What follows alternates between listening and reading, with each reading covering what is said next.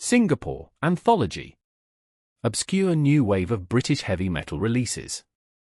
The new wave of British heavy metal movement, a huge deal in rock history, wasn't really one single thing. Sure, we mostly agree on when it happened, but within that time frame, you found all sorts of rock, hard rock, and heavy metal styles. And the bands? There were just so many, with lots of them still flying under the radar even today. Take Singapore, for example. Honestly, I probably wouldn't even know about Singapore if it weren't for dedicated compilations digging up these forgotten treasures. You might think, if they were any good, we'd have heard of them, right? But that's just not always how it works, and Singapore is a perfect case in point. Even though they're loosely lumped in with new wave of British heavy metal, Singapore isn't really a metal band at all, and they're not even strictly hard rock.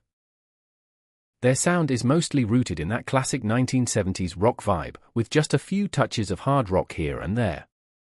It's really important to get that straight if you want to get their unique musical style. You can definitely hear who influenced Singapore. The singer's voice, for instance, totally brings to mind bands like Led Zeppelin, especially on a track called A Bird with No Wings, Queen, Thin Lizzy, and even Meat Loaf. And get this, Bring on the Night actually made me think of The Darkness, who came along much later.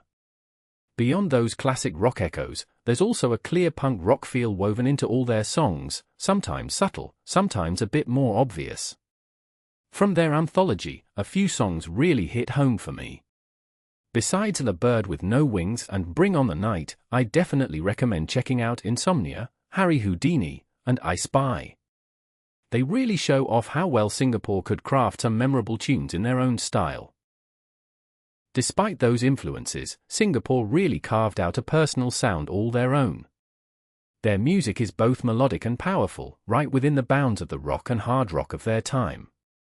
They formed in 1978 and were just one of many obscure bands connected to new wave of British heavy metal.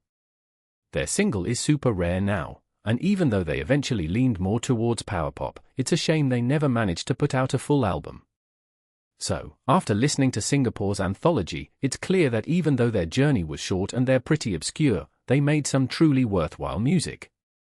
If you're into the rich and varied sounds of 70s and early 80s rock, they're absolutely a band you should seek out.